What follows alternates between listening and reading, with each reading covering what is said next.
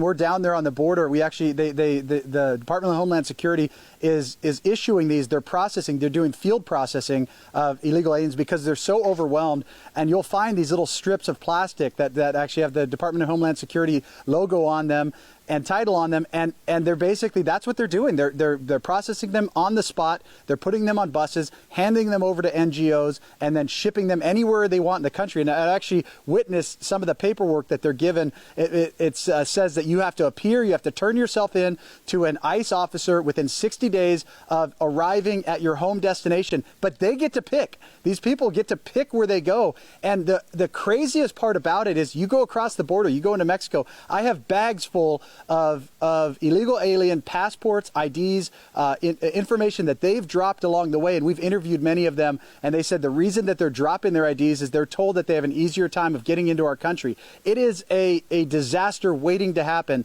and being brought to you by Washington, D.C. And to hear Mayorkas yesterday, his testimony saying that they've effectively managed this crisis is just, it's laughable. They have effectively managed to allow America to be invaded by people whom we don't know who they are, what their intentions are. And someday, the scariest thing, in speaking to former ICE Director Tom Homan, is someday we will find out. And I just want to say, I have so many. What really got me involved in this was meeting some of the angel families, the families that have lost family members to illegal aliens, and they're all over the country. And today happens to be the anniversary of one of my friend Agnes Gibney. Her son Ronald Da Silva was killed 20 years ago today by an illegal alien. His killer got out last year. Her son is still in the ground, and the only place she gets to visit him is at the cemetery. That is what we're talking about when we're talking about this fight against illegal immigration. We're talking about dead American citizens, and there's going to be more of them because of the Democrat policies. To think what the Democratic Party has done to this country, the Marxist left has done to this country.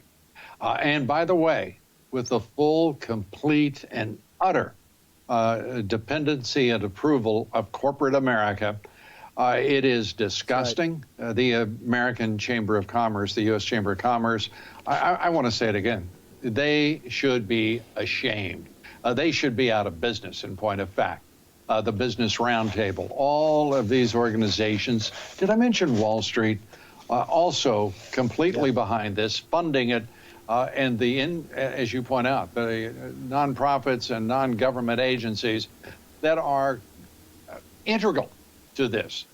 And you mentioned the other night when we were talking Catholic Charities, it's been at the forefront of this disaster for this country. Man, make no mistake about it. The point is to take away your vote, dilute your vote, ladies and gentlemen, by bringing in these illegal immigrants. And I assure you, many, if not most of them, will be voting in the next election and the one after that. There's a purpose in all of this. Ben, you get the concluding thoughts here tonight. You're 100% right. This is for years and years and years, it was Democrats wanted the votes.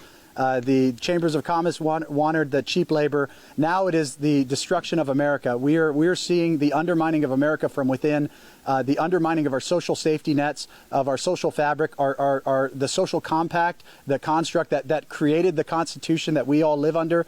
It is all being eroded by the marxist-communists that hate this country. And that is what is at stake. It is the future of the nation, the future of your children and your grandchildren that are at stake.